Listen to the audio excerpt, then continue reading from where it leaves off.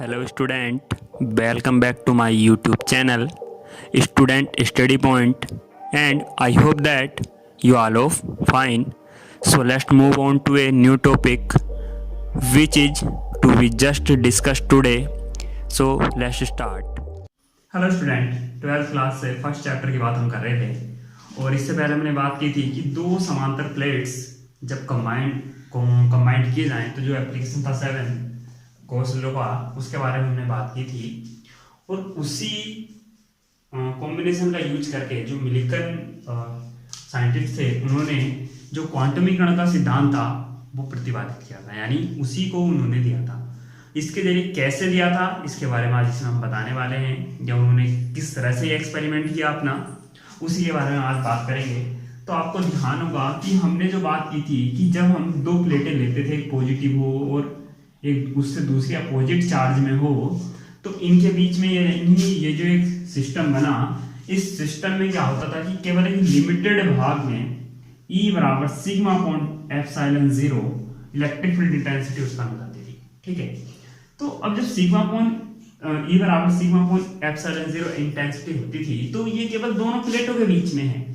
ठीक है, तो इसका मतलब एक लिमिटेड भाग में होता है इलेक्ट्रिक फील्ड, और इसका उपयोग उन्होंने इस प्रकार किया कि इन दोनों प्लेट्स को वर्टिकल ना लेकर हॉरिजॉन्टल लिया, यानी ऊर्ध्वाधर ना लेके क्षैतिज लिया। तो इस तरीके से आप कह सकते हैं एक प्लेट ये है, एक प्लेट ये।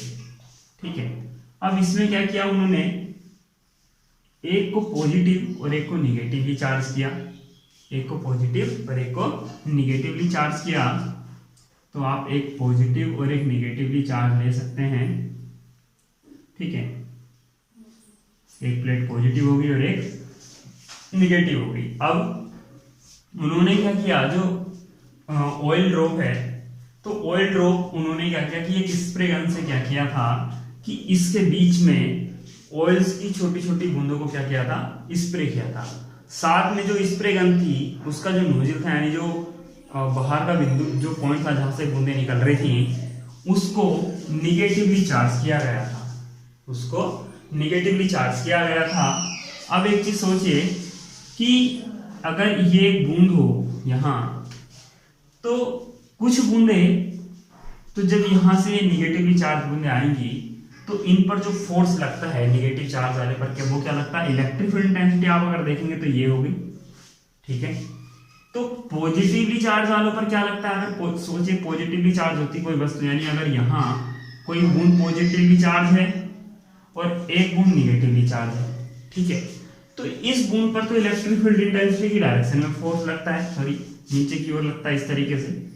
और अगर निगेटिवली चार्ज है तो इस पर क्या लगता है, अपोजिटली चार्ज लगता। ठीक है, अपोजिटली चार्ज लगता। और ये उसने सिस्टम किसी वजह के तहत, यानी इसके पीछे एक साइंटिफिक रीजन था कि ऊपर वाली प्लेट को पॉजिटिव और नीचे वाली प्लेट को निगेटिव किया गया था। ठीक है, जब इसको निगेटिवली चार्ज किया गया तो जो निगेटिव चार्ज, अब जो बूंद है, मान लीजिए देखिए ये अगर नोजिल हो, यहां से जब हम स्प्रे करेंगे तो जो बूंद निकलेंगे उन पर क्या आएगा, एक बहुत छोटा ऋण आवेश आएगा, बहुत छोटा ऋण आवेश आएगा। और जब ऋण आवेश आएगा तो मैंने क्या बोला, ऋण आवेश से क्या होता है, वैद्युत क्षेत्र की विपरीत दिशा में फोर्स लगता है। तो इसका मतलब यदि कोई बूंद यहां है और वो निगेटिवली चार्ज है तो वो बूंद, उस बूंद पर एक जो F बल लगेगा वो ऊपर की ओर लगेगा। अब प्रत्येक बूंद पर क्या होगा, उसका खुद का भार भी होता है। भार से मतलब आप समझ रहे हैं, यानी W बराबर जो आप पढ़ चुके हैं mg, W बराबर mg जो आप पढ़ चुके हैं, तो W बराबर mg भी एक फोर्स लगेगा। अब वो फोर्स कहाँ लगता है, आप जानते हैं हमेशा किसी भी बूंद पर नीचे की ओर लगता है mg, और यहाँ ये किसके बराबर होता है, QE के बराबर होता है। अब मैं इस चीज को देखिए कह के चल रहा हूं कि यदि यहां कंडीशन आप वहां देखिए जो आप पहले यूज करते थे, कि यदि F अगर ग्रेटर देन होगा W के, तो बूंद कहां जाएगी, ऊपर की ओर जाएगी, यानी पॉजिटिव प्लेट की ओर चली जाएगी। और यदि F is less than W तो ये निगेटिव प्लेट की ओर आएगी। ठीक है, लेकिन हमारे लिए ये दोनों कंडीशन इंपॉर्टेंट नहीं है। इंपॉर्टेंट ये कंडीशन है जब ये बैलेंस हो, यानी संतुलन की अवस्था में हो बूंद, तो उस टाइम क्या होगा, जो F है वो किसके बराबर होगा, इस W के बराबर होगा, और ये बूंद इन दोनों प्लेटों के बीच में बैलेंस होगी। इसका मतलब कि जो लगने वाला भार है और जो लगने वाला विद्युत बल हुआ इन दोनों प्लेट के बीच में उत्पन्न विद्युत क्षेत्र की तीव्रता के कारण वो ऊपर की ओर लग रहा है, और जो नीचे लगने वाला भार है mg, ये दोनों आपस में बैलेंस है यानी बराबर हैं। तो जब उन्होंने देखा, यानी जब नोजल से स्प्रे किया गया, स्प्रे करने के बाद उन्होंने क्या देखा कि कुछ बूंदे तो पॉजिटिव प्लेट की ओर कुछ बूंदे पॉजिटिव प्लेट की ओर हट जाती हैं बल के कारण, कुछ नीचे की ओर, कुछ बीच में बैलेंस रहती हैं।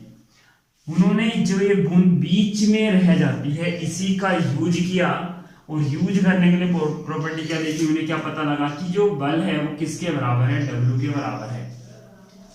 इसके बाद क्या हुआ कि अब उन्होंने यहां से F को हम जानते हैं कि आवेश जो होता है, सॉरी जो वैद्युत बल होता है वो Q ही होता है, और जो W हम जानते हैं वो क्या जानते हैं, W बराबर होता है mg के।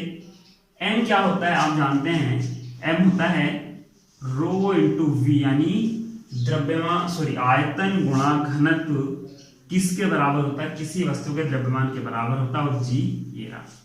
अब बूंद किस तरह की होती है, गोलाकार होती है, तो आप इसके आयतन को भी किस में लिख सकते हैं, एक पर्टिकुलर सूत्र में लिख सकते हैं, यानी रो 4/3 पाई r की क्यूब और g।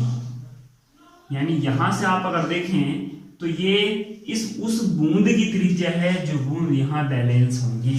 यानी अब यहाँ देखिए मैं केवल एक ही बूंद की बात करूं तो मैंने R दे रखा है, आप अलग अलग करके लेंगे तो R1 R2 R3 कई प्रकार की बूंदें हो सकती हैं, आप अलग अलग बूंद को अलग अलग प्रकार से देख सकते हैं।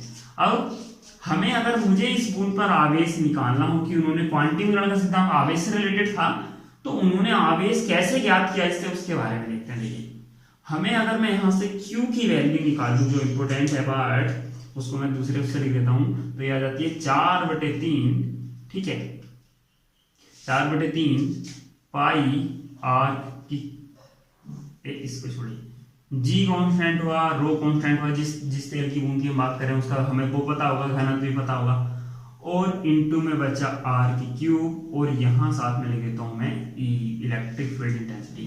तो देखिए ये सारी चीज एक कांस्टेंट टर्म है, यानी जो हमें कांस्टेंट से मतलब मेरा ये है जिन चीजों का हमें पता है, केवल हमें क्या नहीं पता है, बूंद छोटी भी हो सकती है अलग अलग। अब देखिए एक बारिश अगर पड़ रही होती है, यानी वर्षा अगर हो रही हो, तो क्या आप हर एक बूंद को देख सकते हैं कि वो हर एक बूंद इक्वल रेडियस की है, ऐसा नहीं होता। इसका मतलब जब आप स्प्रे कर रहे हैं तो वो बूंद, उन जो बूंदें आएंगी उन बूंदों की त्रिज्याएं अलग अलग हो सकती हैं, यानी अलग अलग ही होंगी। और अलग अलग होने का मतलब है कि जब मैं एक ही बूंद की तो मैं बात करूंगा नहीं, तो जो बूंदें होंगी वे क्या होंगी, अलग अलग रेडियस की होंगी। तो मैंने यहाँ रेडियस जो है r, अब हम इन बूंदों की रेडियस कैसे निकाली जाए, ये सबसे बड़ा था। हम किसी गोली या किसी गोले जो छोटे गोली वगैरह होती हैं उनकी हम फर्स्ट में पढ़ते हैं कि रेडियस निकालने के लिए बर्नियर कैलिपर्स का यूज करते हैं, ठीक है, उसमें फंसा कर उससे पता लग जाता है। लेकिन इस बूंद की कैसे निकाली जाए, क्योंकि बूंद को हम उसमें नहीं फंसा सकते हैं। तो अब सबसे बड़ी दिक्कत ये थी कि त्रिज्या कैसे निकाली जाए। तो त्रिज्या निकालने के लिए एक जो हमारे पास चल सूक्ष्मदर्शी होता है उसका यूज किया गया। जो चल सूक्ष्मदर्शी होता है उसके बूंद के सामने उसको रखा जाता है, ठीक है, और रखने के बाद इस बूंद का जो साइज होता है वो बड़ा दिखाई देता है। तो जो उसके दोनों सिरे होते हैं इस तरीके से इन दोनों की पैमाइश करने के बाद जो दूरी होती है ये ज्ञात कर ली जाती है, और इसका जब हम आधा करते हैं तो हमें रेडियस मिल जाती है, ठीक है। तो इस तरीके से इस रेडियस को ज्ञात किया गया।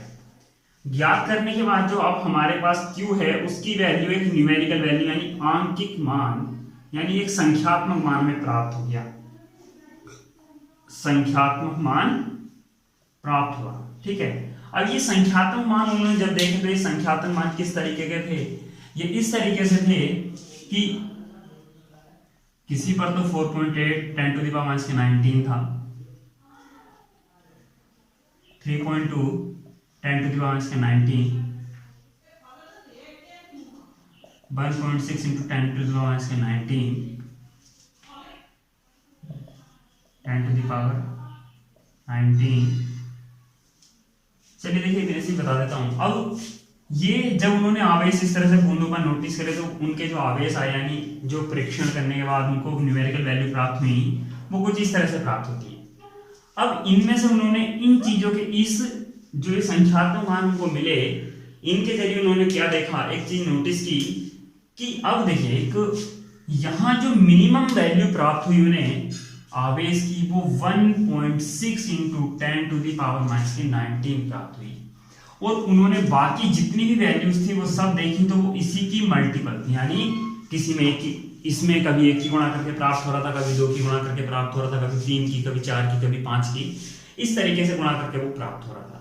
तो उन्होंने इसके जरिए क्या हिसाब लगाया कि न्यूनतम आवेश ये है और न्यूनतम किसी बूंद पर इलेक्ट्रॉन कितने जा सकते हैं जब उसको स्प्रे गन से स्प्रे किया जा रहा था उसकी नोजल से, तो वो न्यूनतम संख्या 1 हो सकती है और आगे बढ़ सकती है तो 2, 3, 4 इस तरह से वो संख्या बढ़ सकती है, डॉट डॉट कितनी भी हो सकती है आगे, ठीक है। तो उन्होंने इस चीज को बेस बना के तब कहा कि ये जो है ये मूल आवेश है और किसी वस्तु पर जो आवेश होता है वो इसी का पूर्ण रूप से गुणज होता है, यानी मल्टीपल होता है। और यही क्वांटम मेकेनिक्स का सिद्धांत था कि किसी वस्तु पर आवेश होता है वो क्या होता है, इस मूल आवेश का मल्टीपल होता है, ठीक है। ये क्या था, क्वांटम मेकेनिक्स का सिद्धांत था जो इस एक्सपेरिमेंट के बाद मिलीकन के द्वारा दिया गया, ठीक है। तो आई होप कि आपको ये एक्सपेरिमेंट समझ में आया हो। So thank you for watching और लाइक और सब्सक्राइब शेयर करना ना भूलें। Thank you for watching.